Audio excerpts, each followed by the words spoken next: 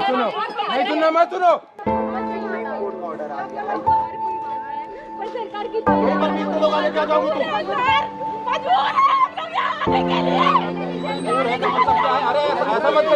मोदी की गारंटी है, बस में भरो, युवाओं को जेल लेके चले जाओ, कोई किसी के ऊपर कोई आवाज न उठाए, कोई मांग ही मत करे।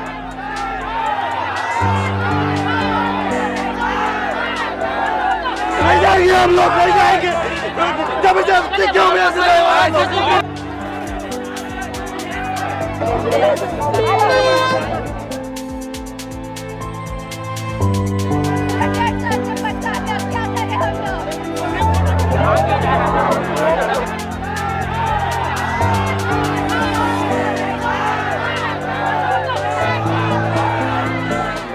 ये तस्वीरें आप देखें ना, ये उन बेरोजगारों का दर्द है जो कुछ दिनों पहले नियुक्ति की मांग को लेकर बड़ी संख्या में आए थे और पुलिस ने अब उन पर बड़ी कार्रवाई कर दी है। एफआईआर दर्ज हो गया है उनके खिलाफ में।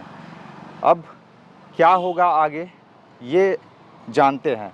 दरअसल यही वो एरिया है जहाँ पे कुछ दिनों पहले यानी कि सोमवार को बीएड अभ्यर्थी बड़ी संख्या में आए थे और आचार संहिता इस समय रायपुर दक्षिण विधानसभा चुनाव के चलते लगा हुआ है और बड़ी संख्या में, ज़्यादा संख्या में एक जगह इकट्ठा हो नहीं सकते और परमिशन भी नहीं था, ऐसा पुलिस का कहना है। और यहाँ पे आए थे अपनी मांग को लेकर मुख्यमंत्री से मिलने के लिए, ज्ञापन सौंपने के लिए कि बीएड वालों को हटाकर उनको नियुक्ति दी जाए। जो कोर्ट का वर्डिक आया है उसके अनुसार उनको नियुक्ति दी जाए। वो अपात्र हैं, ये लोग पात्र हैं, इनको नियुक्ति दी जाए, ऐसी इनकी मांग है।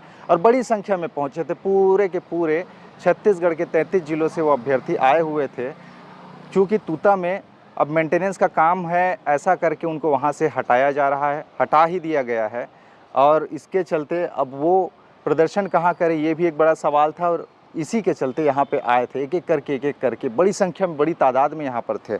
लेकिन अब उन पर कार्रवाई हुई है और कार्रवाई ऐसी हुई है कि पूछो ही मत। वो सोच में पड़ गए हैं कि अब कार्रवाई हो गई, एफआईआर हो गया तो उनको सरकारी नौकरी मिलेगा कि नहीं मिलेगा, ये बड़ा सवाल है। और इससे पहले कि इस वीडियो में आगे बढ़ूँ, मैं आपको सुनवाता हूँ हमने इस पूरे बातचीत के दौरान में जो एफआईआर दर्ज हुआ सिविल लाइन थाने में, क्योंकि सिविल लाइन थाना ही आता है रायपुर का। हमने रायपुर शहर के एडिशनल एसपी लखन पटले सर से बात की इस पूरे मामले को लेकर कि कैसे ये एफआईआर हुआ है। ज़रा सुनिए क्या कहा उन्होंने। अभ्यर्थियों के द्वारा लगभग 20 दिनों से 15 से 20 दिनों तक धरना प्रदर्शन किया जा रहा था तूता में। आचार संहिता और अन्य कारणों से वो उसको प्रतिबंधित किया गया कि वहाँ पर अब धरना प्रदर्शन अभी फ़िलहाल नहीं होगा, जब इसमें परमिशन दिया जाएगा तभी किया जा सकता है। तो बिना परमिशन के वो वहाँ से उठकर वीआईपी क्षेत्र में आ गए, जहाँ पर सुरक्षा के तमाम चीज़ें रहती हैं, एक निश्चित मापदंड होते हैं, उसका पालन न करते हुए वो काफ़ी संख्या में, लगभग 200 से 300 की संख्या में सीएम हाउस के आसपास आ गए। उनको समझाइश दी गई कि ये वीआईपी एरिया है, यहाँ पर आप इस तरीके से नहीं आ सकते, सुरक्षा का एक निश्चित दायरा है। वो नहीं समझते हुए पुलिस के साथ धक्का मुक्की करने लगे, पुलिस के साथ छीना झपटी करने लगे, दुर्व्यवहार करने लगे। उनको यहाँ से उनको समझाइश दी गई, उनको गाड़ी में यहाँ से भेजा गया।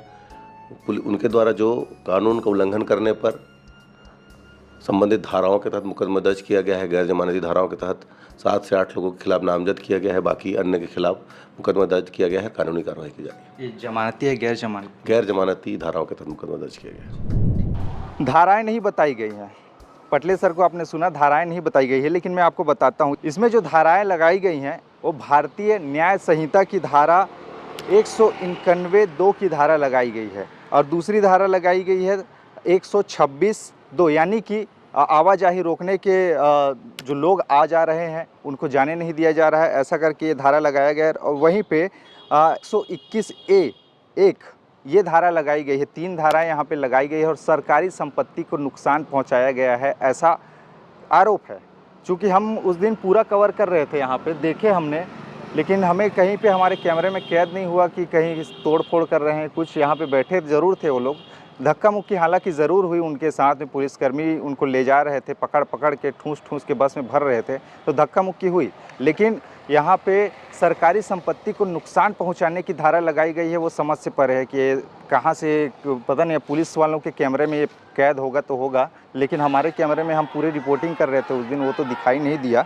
लेकिन अब बड़ा सवाल ये है कि आखिर होगा क्या। इसमें जो नाम आए हैं जिनके खिलाफ बहुत से लोग हैं, जिनमें से जो सबसे शुरू में है प्रकाश साहू, मेघा पांडे, संतोष साहू, कुलदीप वर्मा, कमल राजपूत, इनायत अली, संतोष निषाद, ऐसे कई प्रदर्शनकारी हैं जिनके खिलाफ में FIR दर्ज हुआ है।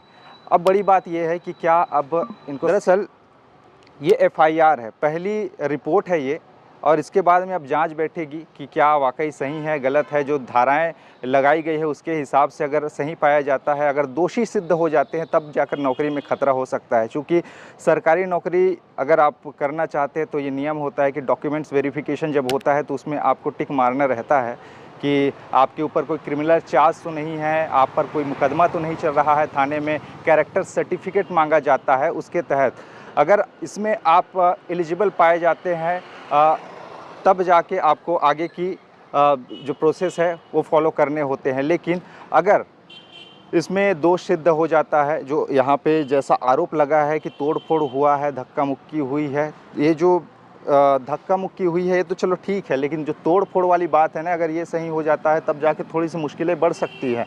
और चूँकि ऐसा कोई बड़ा हीनियस क्राइम वाला नहीं है तो इसमें घबराने वाली बात नहीं है। हम ऐसे कई लोगों को जानते हैं जो कैसे पहले भी प्रदर्शन करते थे और प्रदर्शन के दौरान उन पर FIR भी हुए, लेकिन दोष सिद्ध नहीं हुआ आगे चलकर, तो उनके खिलाफ कोई कार्रवाई हुई नहीं। यानी कि वो नौकरी में अभी भी है, सरकारी नौकरी पर है। कई लोगों को ऐसे हम जानते हैं, तो इसमें ज़्यादा उतनी वाली बात नहीं है। लेकिन बड़ा सवाल ये कि क्या प्रदर्शन को सरकार कुचलना चाहती है, क्या सरकार जो मांगे उठ रही हैं उनको दबाना चाहती है।